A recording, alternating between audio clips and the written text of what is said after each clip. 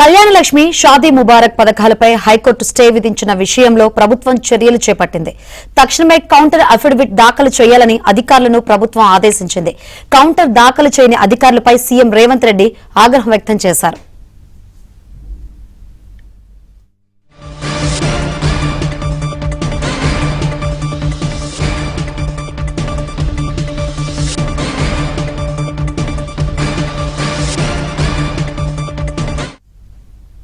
కళ్యాణలక్ష్మి షాదీ ముబారక్ పథకాలపై high court stay విధించిన విషయంలో ప్రభుత్వం చర్యలు చేపట్టింది. తక్షణమే కౌంటర్ అఫిడవిట్ దాఖలు చేయాలని అధికారులను ప్రభుత్వం ఆదేశించింది. కౌంటర్ దాఖలు చేయని అధికారులపై సీఎం రేవంత్ రెడ్డి ఆగ్రహం వ్యక్తం చేశారు. మరిన్ని వివరాలు మా తెలంగాణ బ్యూరో చీఫ్ నవీన్ అడిగి తెలుసుకుందాం. ఎస్ నవీన్. శంకరి, మొత్తం మీద తెలంగాణ వ్యాప్తంగా కళ్యాణలక్ష్మి షాదీ ముబారక్ పథకాలకు సంబంధించి చెల్లింపులు నిలిపివేయబడ్డాయి. సో దీనికి సంబంధించి అసలు ఈ కళ్యాణ లక్ష్మి షాదీ ముబారక్ పథకాలకు చట్టబద్ధత లేదంటూ ఒక న్యాయవాది ఇటీవల హైకోర్టులో పిటిషన్ దాఖలు చేశారు. సో దీని మీద జస్టిస్ ఎన్వి శ్రవణ్ కుమార్ ధర్మాసనం విచారణ జరిపింది. సో ఈ విచారణ సందర్భంగా అనేక అంశాలను కూడా ఇటు కోర్టు దృష్టికి పిటిషనర్ తీసుకొచ్చారు.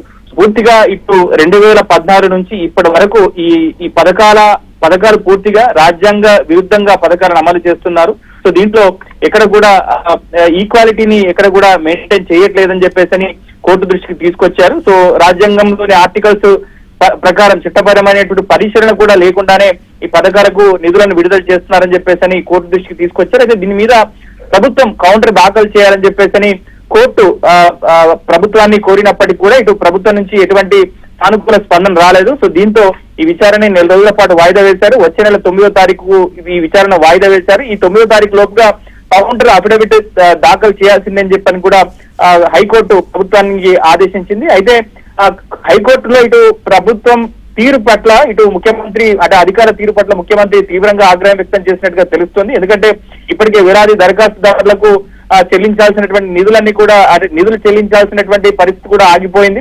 ఈ రకంగా ప్రతిపక్షాలకు కూడా ఒక ఆయుధంగా మారినటువంటి పరిస్థితి తెలంగాణ వ్యాప్తంగా బీఆర్ఎస్ కూడా ఈ పథకాల విషయంలో ఆందోళన కూడా చేపడుతుంది. సో ఈ నేపథ్యంలో ముఖ్యమంత్రి రేవంత్ రెడ్డి కొద్దిసేపటి క్రితం అధికారుల తీరు మీద ఆయన తీవ్రంగా ఆగ్రహం వ్యక్తం చేశారు.